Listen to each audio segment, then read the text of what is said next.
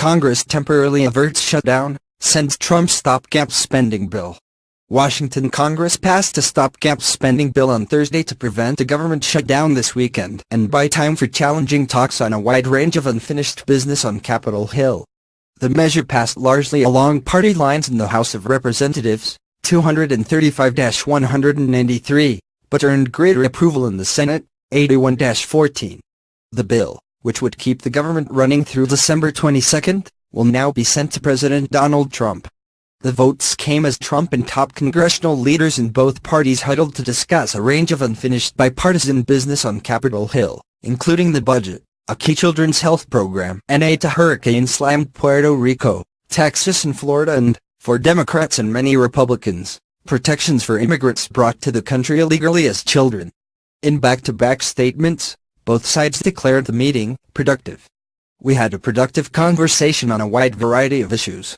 Nothing specific has been agreed to, but discussions continue," said Capitol Hill's top Democrats, Senator Chuck Schumer of New York and Representative Nancy Pelosi of California, ticking off a roster of Democratic priorities, including domestic spending increases, funding for veterans and money to battle opioid abuse, immigration and health care.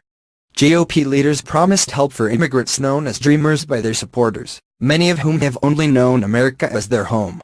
Spokesman for House Speaker Paul Ryan, R.W.I.S., and Senate Majority Leader Mitch McConnell, R. Kentucky, said GOP leaders stressed the need to address border security, interior enforcement and other parts of our broken immigration system, adding that the tricky immigration issue should be a separate process and not used to hold hostage funding for our men and women in uniform.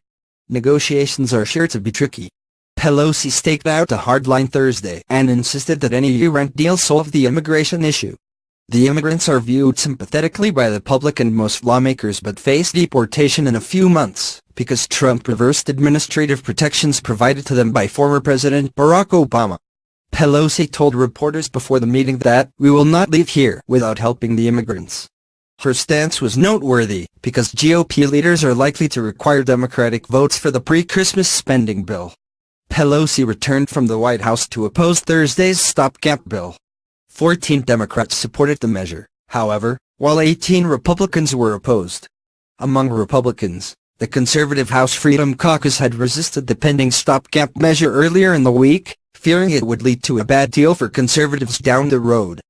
But on Thursday, the group's chairman, Representative Mark Meadows, R-N.C., said the group will likely give leaders whatever support they need to pass the legislation.